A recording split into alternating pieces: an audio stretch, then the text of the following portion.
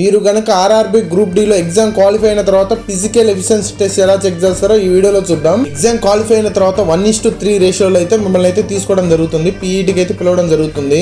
Height విషయానికి వచ్చేస్తే మీరు హైట్ తక్కువ ఉన్నా లేదా హైట్ ఎక్కువ ఉన్నా కూడా ఇబ్బంది అయితే లేదు. హైట్ అయితే చెక్ చేయరు, ఎక్కడ మెన్షన్ చేయలేదు హైట్ ఇంత ఉండాలని. వెయిట్ విషయానికి వచ్చేస్తే వెయిట్ తక్కువ ఉన్నా లేదా ఎక్కువ ఉన్నా అయితే ఇబ్బంది లేదు. అయితే రన్నింగ్ క్వాలిఫై కావాలి మీరు వచ్చేసి. అయితే బాయ్స్ కి రన్నింగ్ టైం ఎంత పెడతారు, ఎంత వెయిట్ మోయాలి, ఇవన్నీ ఒకసారి చూద్దాం ఈ వీడియోలో వచ్చేసి.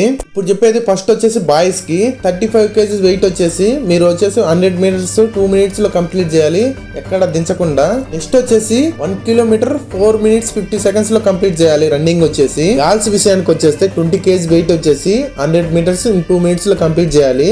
సెకండ్ వన్ వచ్చేసి 1 kilometer 540 seconds కల్లా కంప్లీట్ చేయాలంటే 5 నిమిషాలు 40 సెకండ్ల కల్లా కంప్లీట్ చేయాలి. పీడబ్ల్యూడి వాళ్ళకైతే ఎలాంటి రన్నింగ్ అయితే లేదు, డైరెక్ట్ గా ఎగ్జామ్ క్వాలిఫై అయితే డైరెక్ట్ గా మీరైతే మెడికల్ కి. ఎగ్జామ్ లో 30 questions రీజనింగ్ నుంచే వస్తున్నాయి. ఇప్పుడు మెన్షన్ చేసిన క్వశ్చన్స్ కి అయితే మీకు ఆన్సర్ తెలిస్తే కామెంట్ బాక్స్ లో కామెంట్ చేయండి. జై హింద్, జై భారత్.